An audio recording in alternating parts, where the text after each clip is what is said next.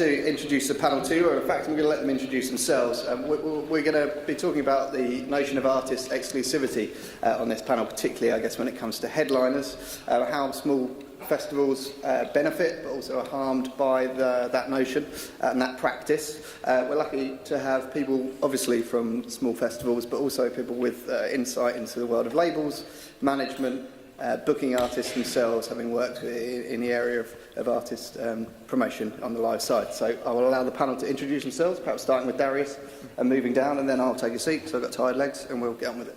Yeah, hi, my name is Darius Van Arman. I'm with Secretly Group, and we're a group of labels based in the United States and here in London. And we work with artists like Bon Iver, Shane Van Etten, War on Drugs, and I'm happy to be here to be part of this discussion. Hello, my name is Andy Inglis. I manage and tour manage bands, and I used to own or co-own a small venue in London, and I've also booked a large festival, so I can see this debate from both angles. My name's Kate Hewett. I run the programming and marketing for Tramlines Festival in Sheffield. We're a 22-ish thousand capacity city centre festival with 15 venues, one outdoor stage. Just had our 6th year. We had artists including Public Enemy, Sister Sledge, who are amazing. Someone proposed on stage just before they played. Gold Panda, The Cribs. We've had previous performances from the XX, East India Youth, who Andy takes care of, and various others. Hi, I'm James Scarlett. I organise 2000 Trees Festival, which is 5,000 cap, been going for 9 years, and also Art Tangent Festival, which is 2 years old and also 5,000 capacity. Hi, I'm Roger Bank and I curate Bestival and Camp Festival. Before we start, I'm going to tick myself off because I said small festivals. That's ridiculous. 20,000 people, 5,000 people, and obviously Bestival.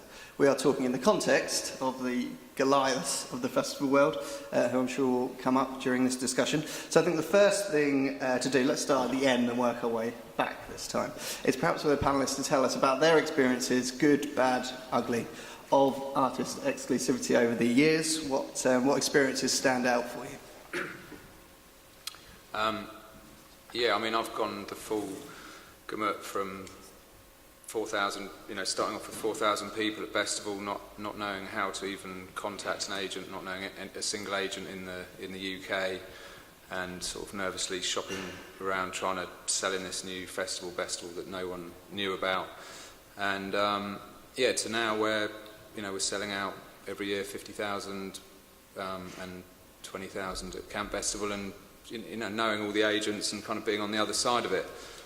But the thing that is always there is the exclusivity issue with other festivals, and that's not changed. So the famous Reading, Bestival / Reading kind of thing's still there. I used to be in massive competition with the Big Chill when that was going, and then there's everything in between. So, there's differing exclusivities with other festivals. So I'm not on the fence because on the one hand, I think exclusivity is terrible and we should all be allowed to book who we want. On the other hand, I want artists to be exclusive to Bestival and Camp Bestival. So it's really a sort of two-way street. I suppose my only rule of thumb with it is that I think artists under a certain level should be allowed to play where they want within reason. And I'd say that was like a £5,000 kind of level potentially. And from my angle, I think there's two main points I would make. One is that a 5,000 capacity festival, your headliners are between, say, £5,000 and £15,000. Those bands are under exclusivity, often at the likes of Reading and Download. And what happens is those festivals book those level of bands in February, March, sometimes even in April. So all the small festivals are sat there waiting before they confirm their headliners. Clearly that's not great because you've got to sell tickets off the back of your bands. The second most worrying point for me is that this year, I'm going to name names, is that we had a band called Drenge confirmed to play 2000 Trees, fairly high up on our lineup. We'd done the artwork, it was just about to be released, and 2 weeks before we released it, I got a phone call from the agent saying, they can't play at 2000 Trees. I said, why? And he said, because they're playing at Reading, and Reading say they can't play. And I said, well, aren't they already announced the 5 other festivals. And he said, yeah, but Reading have said this is where we draw the line. They're not playing at 2,000 Trees. And I was like, well, we're a 5,000 cap festival. Why do Reading even care? But that was it. Decision made. And my concern is, and I think the AIF needs to address this, is that the bigger festivals probably are just trying to kill the small festivals, and that we're not going to eventually, in maybe 5 years' time, maybe in 2 years' time, some of us will have gone out of business, maybe all of us will have gone out of business. You know, is that too much of a doomsday scenario? I don't know. But I think we should think about, are we trying to be completely squashed by the big guys? Who was the agent? It was If we're naming Should we names. move on it to was Kate? at that an agent from 13 artists. point? Kate, on to you. Yeah, I mean, you can understand why large-scale festivals would feel threatened by smaller festivals. I mean, it's an industry that is in boom. The reports from festivals within the AIF have been that this year was a roaring success for virtually everyone involved.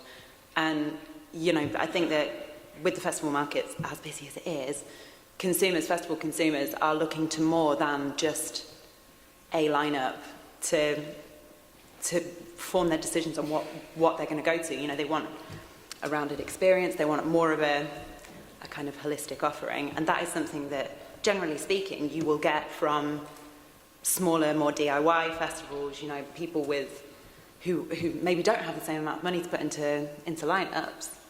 And that is why that is a genuine big threat to large festivals. I mean, Reading and Leeds hasn't sold out for how many years now, when it used to be a surefire thing.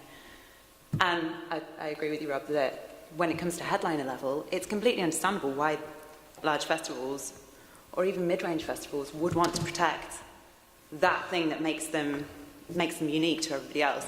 It's when it gets further and further down the lineup, as you say, that it becomes prohibitive for smaller festivals to actually make the kind of bookings that would serve as their headline artists. Or if it's, it's increasingly the case that we as Tramlines have previously managed to book artists who are sort of on an upward curve really early on in the year, and that has gone on to be one of our biggest bookings of our festival. Now, with the particular festivals who do put exclusivity clauses in all the way down, it's becoming increasingly hard to do that. They'll sort of hedge their bets. Maybe we want to put an exclusive in, and that's when the problem arises, is when you're not informed. If we're told in October, November, when we start our booking process, chances are we're gonna just play Reading and Leeds, and we're gonna have an exclusive. That's fine, because we'll go for one of the other thousands of exciting new talented bands that are around. But if it's like, okay, it looks like it can happen. Yeah, it looks like it can happen. Or in your case, even worse, yeah, it's definitely confirmed. And then for an exclusive to come in last minute is really prohibitive and really problematic. It's a well-structured panel, because as we're moving from that direction to this, we now have two people who I guess we could loosely term artist representatives. Andy also has experience, as you mentioned before, being a venue owner and booking festivals, so perhaps quite a holistic view on the pros and cons of artist exclusivity. I can see why it exists, and it makes sense in a lot of respects. I like anything in life. I haven't got much problem with many things until they're abused. And I think that Reading Festival and your example have abused their power, and they should be called out for it. And but you've also got to think about, you mentioned it was Drench, and I don't know the band or the managing company, but there's got to be a situation where they say, we've got a contract signed. Was the contract signed with you guys? That's a whole new world of pain, because agents issue the contracts. They're done for the bands. They're not done for the festivals. Sure. No. There was no signed contract. You just wonder if Drench or the management went, you know what, that's taking the piss. We're not doing this. Well, what the agent said to me is, they're a band doing that. They can't afford to cross Reading at this stage in their career. Don't blame the band. Please don't blame the band. Yeah. I'm partly blaming the band personally, but that's just me. Where are the ethics? I've only got 2 experiences of exclusivity that are to speak of, and one's recent with the band I manage. He's pretty small. He's playing kind of small stages, getting paid 2 or 3 grand. And we found that when we play a festival, say we play Green Man, and they don't want bands playing any of their own festival, we find if we ask, they say, yeah, no problem, just it's fine, because we're not important enough, or he's not important enough to sell tickets. So it doesn't really matter to the festival if we play one or two nearby particularly. It's going to matter when it gets a bit bigger, and we get a bit bigger than that. The other side of that is, I was booking this festival in Norway back in 2008, about 40,000 people, with Kings of Leon headlining, to which the local press said, unknown band to headline Quart Festival. But Roskilde had a Nordic exclusion on all their headline bands, a Nordic 5-country exclusion on all their headline bands. That's just bollocks. It's just, Roskilde can sell out or come close to, they've been going for what? They've been going for 20 odd years. It doesn't matter to them if we get Leonard Cohen. They'll still sell their festival out. But they wanted to put a Nordic exclusion on it. That's just a nonsense. And we tried to speak to them about it. We said, can we have a meeting? Can we fly to Denmark and meet you? And they just blanked us and said, come in October. Our festival's in July, we're booking now, we're about to go bankrupt, which we did as it happens. Not because of Roskilde, or me for that matter. But I've seen how extreme it can be, and that's just ludicrous. But, I don't know. Can kind of see both ways. Does that help anybody? It might do. We'll delve back in. But Darius, obviously you work, I'm guessing, for a label that wants to see, as long as you don't use up all of your artists' energy, you want to see them on as many important festivals as possible, because that's going to promote them and sell their records. Right? Sure. And I mean, this actually came up yesterday. I went and saw a band called Bears Den that were fantastic, and was talking, and they're from the UK, and was talking to their manager, and they're not an artist we work with. But they had an example of this that came up when they were in the United States, or it's actually just happened. They have a show that's booked in Brooklyn, in Greenpoint, at this venue called Warsaw, and it's coming up, it's November 25, and this show's been booked for months. And Carnegie Hall just recently reached out to them and said, hey, we'd love to have you in January or February.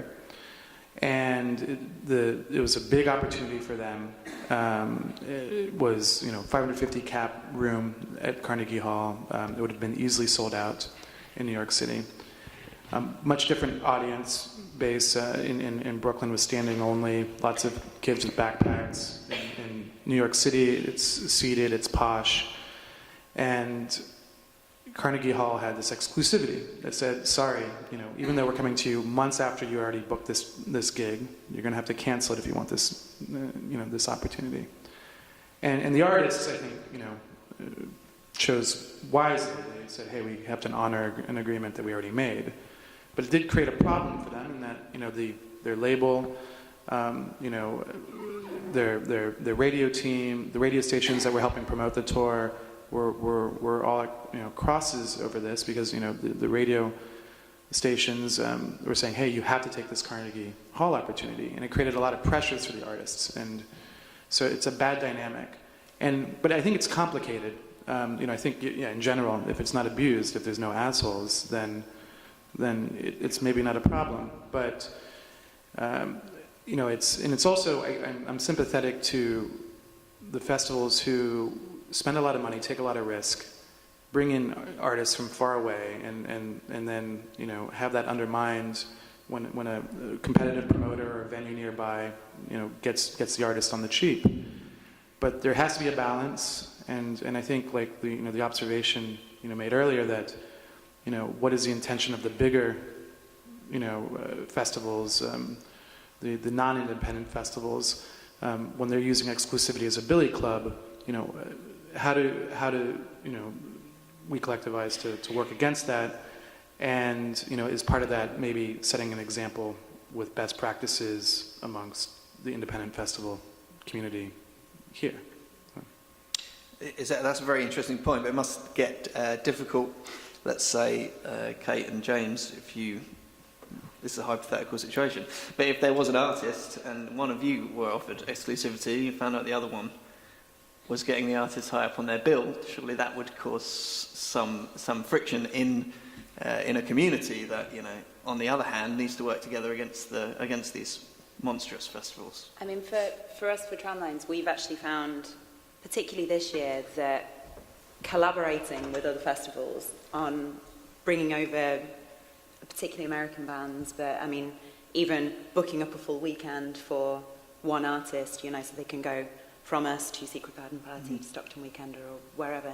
That has actually enabled us to get artists that we wouldn't have been able to get. So we're not, you know, Secret Garden Party is a great festival and it is a completely different audience to our festival. You know, it's the other end of the country, it's not a threat to us. You know, I mean, we find collaboration a lot more to be actually really productive for us. And, you know, it's kind of, if there is a band who is lower down the bill, you know, a kind of entry-level artist, if they come to us having played 20 UK festivals that summer and having already developed an audience, that's great for us. You know, I mean, that's much better than if we are the first festival that they play that year. And presumably they'll be better performers for that experience. You'd think so, yeah. You'd hope so. James, what about this idea of collaboration and you know... I think, I said to Rob before, it would be a lie if we didn't all want... I'd like to book 70 bands and they only play at my festival, because it is my business, it's my job. I think the AIF has to somehow reconcile this in our heads, that we you know, hate the big boys and we don't want them to do it, but in some ways we would like to do it ourselves. It is appealing, and I'm sure there are numerous examples around this room of people who've had exclusivities on headliners, and we have to work out what the way forward is, and I don't know what the answer to that is. We all work together. Rob said it earlier on when he was talking up here about, you know, we all talk about how much you pay for so-and-so.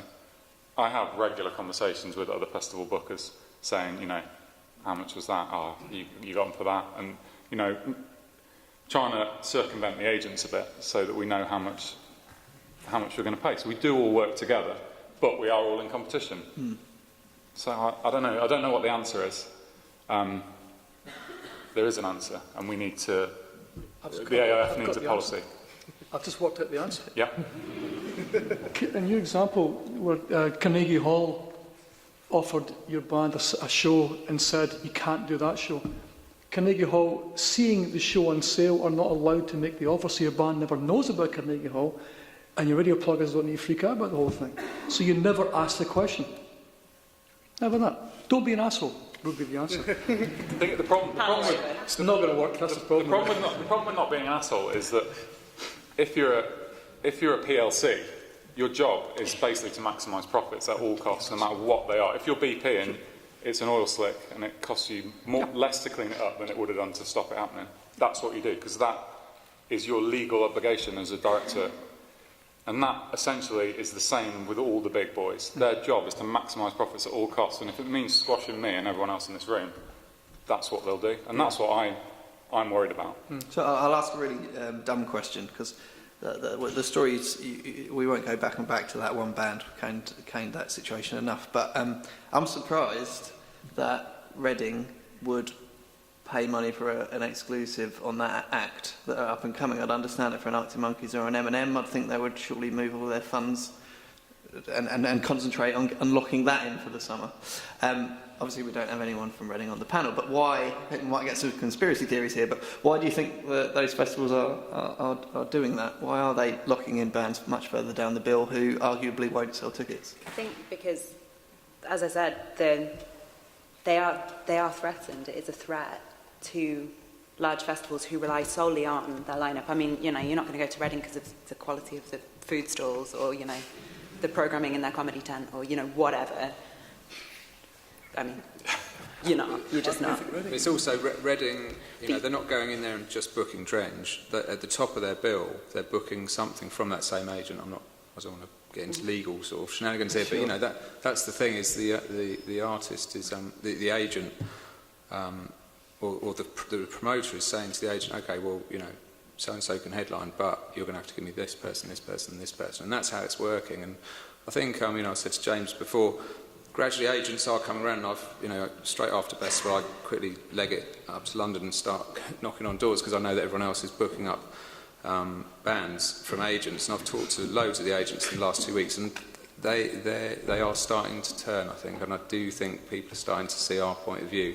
All the facts and figures of the £200 million and 500,000 festival goers, you've got to balance that up against the Readings or the V's or the whoever's, and realise that we've got huge buying power. And I think I was talking to you as a label manager. Some of your acts don't just want to play one show; they might want to play. They don't want to play 20, but they might want to play 2 or 3, and that's a much better sort of model for everyone. So I think it's all to do with the cap. There should be a cap, whether that's something that we agree ourselves. Reading don't have to buy into that, but at least we can tell them that's what our idea is, and you shouldn't be putting exclusivities on bands under £5,000 or whatever it is. And at least it's out in the public. Agents and managers know it's there. Whether they buy into it or not, that's another thing. Yeah, I mean, and you can also, maybe you can say, maybe it'd be better if Reading said, hey, we're not going to mandate exclusivity, but we're going to maybe offer 2 different fees. One if you only do our festival, and another if you choose to play other festivals. And then you're allowing for things to happen. You're allowing the artist to make a decision that's in the best interest of the artist. It's maybe better for the labels as well.